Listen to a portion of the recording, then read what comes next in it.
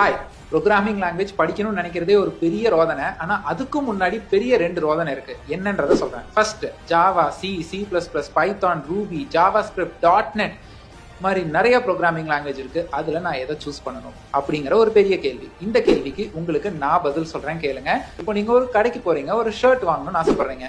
எப்படி வாங்குவீங்க? இன்னைக்கு ட்ரெண்ட்ல என்ன இருக்கோ அதானே வாங்குவீங்க. நம்ம அப்பா தாத்தா காலத்துல போட்ட மாதிரி நம்ம டிசைன் ஒன்றும் வாங்க போறது இல்லை. அந்த மாதிரி தான் எது ட்ரெண்டிங்ல இருக்கு, எதை படிச்சா எனக்கு டிமாண்டிங்கா இருக்குங்கிற ரிசர்ச்சை பண்ணிட்டு நீங்க ப்ரோக்ராமிங் லாங்குவேஜ் சூஸ் பண்ணலாம். ஸோ 2வது மிகப்பெரிய ரோதனை என்ன அப்படின்னு பாத்தீங்கன்னா, எல்லாரும் உருட்டு என்ன அப்படின்னு பாத்தீங்கன்னா, நீ பைத்தான் படிக்கணுமா, ஃபர்ஸ்ட் அதை படிக்காத, போய் C++ படிச்சுட்டு வா அப்படின்னு சொல்லுவானுங்க. அப்படி சொல்றவனுங்களை மனசுக்குள்ள திட்டிட்டு சரி அனுப்பிச்சு வச்சிருங்க. நாளைக்கு ஜெர்மன் படிக்கணும்னா போய் இங்கிலீஷ் படிச்சுட்டு வந்து தான் ஜெர்மன் படிக்கணும்னு சொன்னா நீங்க என்ன பைத்தியக்காரன் சொல்ல மாட்டீங்க. சோ அந்த மாதிரி தாங்க, நீங்க எந்த லாங்குவேஜ் படிக்கணும்னு ஆசைப்படுறீங்களோ அதை எடுங்க, படிக்க ஸ்டார்ட் பண்ணுங்க. மறக்காம ஃபாலோ பண்ணிக்கோங்க.